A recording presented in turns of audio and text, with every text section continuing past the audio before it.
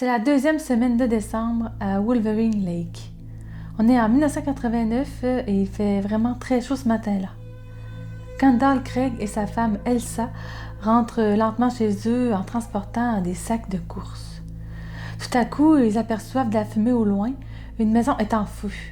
La maison de la famille Franklin. Kendall laisse tomber son sac et court vers la maison. Du porche, il entend les deux jumelles, Gloria et Gretchen, de 37 ans, discuter calmement près de la porte d'entrée. Il trouve ça vraiment bizarre et leur crie de s'éloigner pour ne pas être brûlés.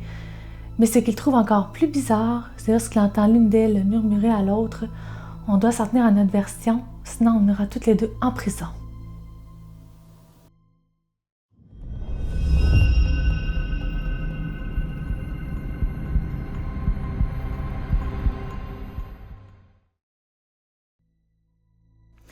Bonjour tout le monde, bienvenue sur notre chaîne Les Jumelles Méli-Mélo. L'histoire qu'on a pour vous aujourd'hui est vraiment une histoire horrible. Sérieusement, elle donne froid dans le dos. On tient à préciser dès le départ que la violence sera faite sur un enfant. Donc, si vous ne vous sentez pas capable de l'écouter ou de la regarder, on vous suggère tout simplement d'en regarder une autre. Retournons tout de suite à notre histoire. Gretchen et Gloria sont nées en octobre 1952. Leur mère était une femme au foyer et leur père était un homme d'affaires qui réussissait quand même bien. Mais il buvait beaucoup et rentrait souvent à la maison et criait sur ses filles. Gretchen et Gloria étaient aussi deux petites filles quand même assez rondes et elles se faisaient souvent intimider à l'école par les autres élèves. En plus, elles éprouvaient des difficultés d'apprentissage, ce qui ne les aidait pas du tout, et ont dû être placées dans une classe spécialisée. Comme dans toutes les histoires de jumeaux qu'on vous a racontées jusqu'à présent, il y en a toujours un des deux qui tient plus tête et qui défend l'autre. Et dans l'histoire d'aujourd'hui, eh bien, c'est Gloria qui tient ce rôle et qui défendait sa sœur Gretchen. En vieillissant, les adolescentes vont commencer à se séparer un peu plus. Gloria préfère rester à la maison, tranquille, tandis que Gretchen, elle, sèche les cours, fume avec ses amis et commence même à prendre de la drogue et à avoir des relations sexuelles. Une fois adulte, Gloria va se trouver un emploi de plongeuse dans un restaurant très connu de Wolverine Lake qui s'appelle Big Apple. Et elle va faire la rencontre d'un mécanicien, un jeune homme du nom de Donald Franklin, avec qui elle va se marier et avoir 3 enfants. Gretchen, elle, déménage au Michigan où elle se marie 2 fois. La première fois avec un homme abusif qu'elle va quitter rapidement.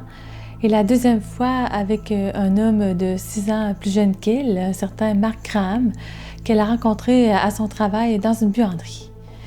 Mais ce second mariage ne durera pas très longtemps non plus, car Gretchen va développer un souffle au cœur, ce qui va l'empêcher de travailler.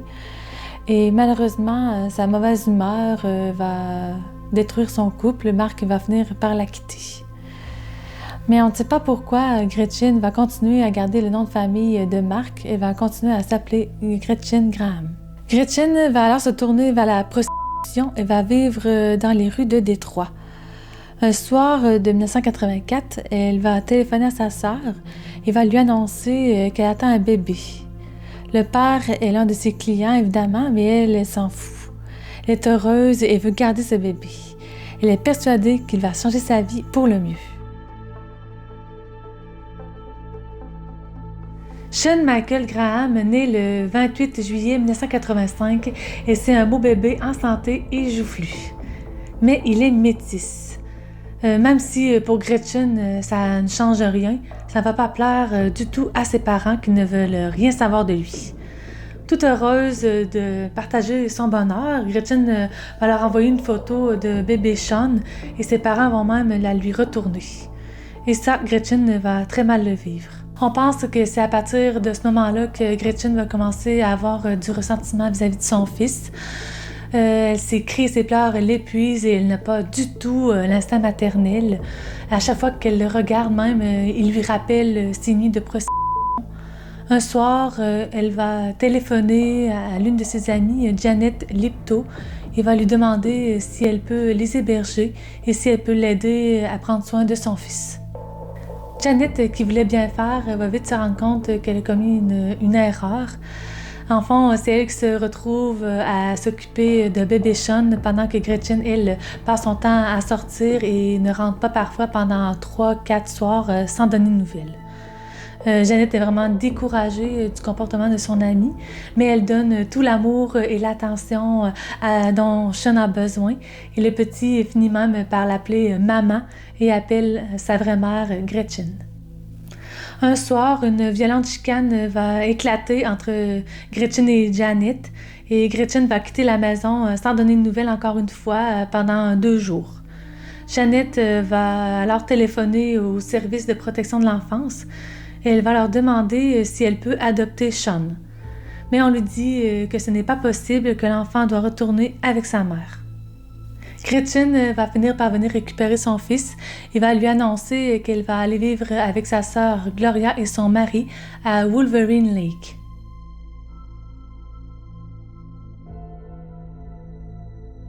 Après leur mariage, Gloria et Donald se sont installés à 2 maisons des parents de Donald. Ils ont rapidement eu 3 enfants, comme on vous l'a dit tantôt, 2 garçons et 1 fille. Wolverine Lake, c'est vraiment un endroit calme, paisible, où il fait bon vivre. Et les Franklin, ils ont vraiment une bonne réputation. Leurs enfants sont vraiment gentils, calmes, polis et réussissent bien à l'école. Et au moment où Gretchen débarque dans leur vie, la plus jeune a à peu près 10 ans. Mais l'arrivée de Sean dans la famille Franklin ne fait pas le bonheur de tout le monde, malheureusement, spécialement celui de Donald. Pour lui, accueillir l'enfant métis de sa belle-sœur ne l'enchante pas trop, car il sait qu'à Wolverine Lake, tout le monde se connaît et ça va faire parler tout le monde. Alors que les autres membres de la famille ont une chambre spacieuse à eux, ils décident d'installer Gretchen et son fils dans une minuscule pièce de la maison, à peine assez grande pour une salle de bain et un lit. Mais Gretchen ne s'en plaint pas et elle aime beaucoup sa nouvelle vie. Gloria a même réussi à la faire rentrer au Big Apple où elle travaille et sa sœur se met aussi à travailler comme plongeuse la nuit. Elle adore parler avec les gens et se fait rapidement apprécier des clients. Mais à la maison, c'est vraiment difficile. Sean, qui a manqué d'attention et d'éducation, est vraiment turbulent. Il court partout dans la maison, à moitié vêtu, fait ses besoins dans la cour devant la maison, entre dans le jardin des voisins et brise des objets de collection de Donald. Gloria va alors dire à sa sœur que si le petit ne se calme pas très vite, ils devront les mettre dehors. Gretchen va alors retéléphoner à son amie Janet et va lui dire que pour elle, Sean est un fardeau. Il va tout simplement lui demander si elle ne veut pas l'adopter au final.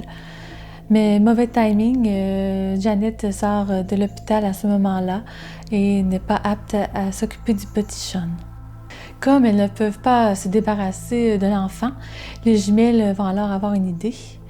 Elles vont enfermer le petit Sean dans la minuscule pièce qui lui sert de chambre à chaque fois qu'elles vont rentrer du travail et qu'elles veulent dormir un peu. Elles vont même jusqu'à installer un loquet sur la porte et le petit va rester enfermé là pendant des heures en attendant que sa mère et sa tante se réveillent et veulent bien le libérer. Un jour, Sean, pour s'amuser, trouve un briquet et met le feu accidentellement au rideau de la chambre. Donald est évidemment furieux et menace encore une fois de Gretchen de le mettre dehors si jamais ça continue. Les briquets et les allumettes sont alors placés assez en hauteur pour que Sean ne puisse pas les prendre. Mais le samedi 7 décembre, Gretchen découvre qu'un briquet a disparu et elle dit à Donald qui ordonne à tout le monde de fouiller la maison jusqu'à ce qu'il soit retrouvé. Malheureusement, Sean a été plus malin qu'eux et le briquet demeure introuvable. Et il y aura encore plus de tension dans la maison quand Gloria va apprendre de son aîné que son mari a une liaison avec sa propre sœur. Gloria va alors confronter tout de suite son mari Donald. Il ne va même pas nier les faits. Pour lui, tant que ça reste dans la famille, c'est bien correct. Lui, une sœur ou l'autre, c'est pas grave. Et Gloria n'aura pas d'autre choix que d'accepter la situation, car Donald va lui dire que s'il ne peut pas avoir les deux, il mettra les deux à la porte. 4 jours plus tard, le 11 décembre, après que les 3 enfants Franklin soient partis pour l'école, les jumelles vont faire quelques commissions avec Sean. Un peu après être rentrés, comme d'habitude, Gloria prépare un sandwich vite fait pour Sean et l'enferme dans sa chambre avec leur chat Fluffy. Les 2 jumelles s'installent donc après toutes les 2 sur le divan pour regarder la télévision et faire une sieste. Un peu avant midi, Gloria va se réveiller et va voir qu'il y a beaucoup de fumée qui provient de la cuisine. Mais pas vraiment de la cuisine, en fait c'est plus de la chambre de Sean qui est juste à côté de la cuisine. Elle va réveiller sa sœur qui va se réveiller paniquée et qui va entendre son fils crier à l'aide. Elle va se tourner vers Gloria et va dire « Où est Sean? » Elle va dire « J'ai fait un sandwich et je l'ai enfermé dans sa chambre comme d'habitude pour qu'on puisse dormir. » Et là, Gretchen va être paniquée, elle va prendre le téléphone pour composer le 911, mais elle va arrêter son geste en plein milieu. Elle va se retourner vers Gloria, et les deux vont savoir qu'elle pense la même chose, et si Sean mourait dans cet incendie, elle serait enfin débarrassée de lui, fini les problèmes.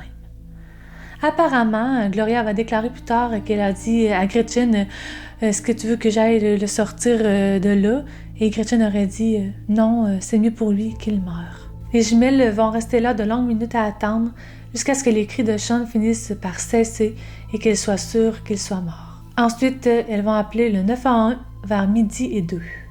Et c'est sur le porche, près de la porte d'entrée, qu'elles vont élaborer leur scénario. Elles vont dire qu'elles se sont toutes les deux réveillées et qu'elles ont vu l'épaisse fumée et qu'elles sont tout de suite sorties à l'extérieur. Et ils vont aussi dire que Gretchen aurait tenté de retourner à l'intérieur pour sauver son fils, mais qu'elle n'aurait pu rien faire pour lui à cause de l'épaisse fumée. Et c'est au moment que l'une d'elles dit « Nous devons nous en tenir à notre scénario, sinon nous serons toutes les deux en prison », qu'elles seront interrompues par leur voisin Kendall, vous souvenez-vous, celui qui a vu que la maison était en feu et qui est accouru pour les aider. Durant les jours et les mois qui suivent, Gretchen et Gloria préparent les funérailles de Sean. Gretchen raconte à tout le monde autour d'elle à quel point elle adorait son fils, à quel point c'était un bon garçon. Mais les gens n'y croient pas trop.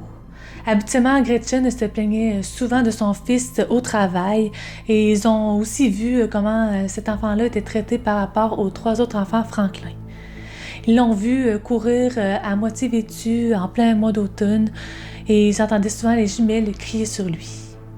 Quand l'amie de Gretchen, Janet Libto, apprend la nouvelle pour Sean, elle ne croit pas non plus à la thèse de l'accident.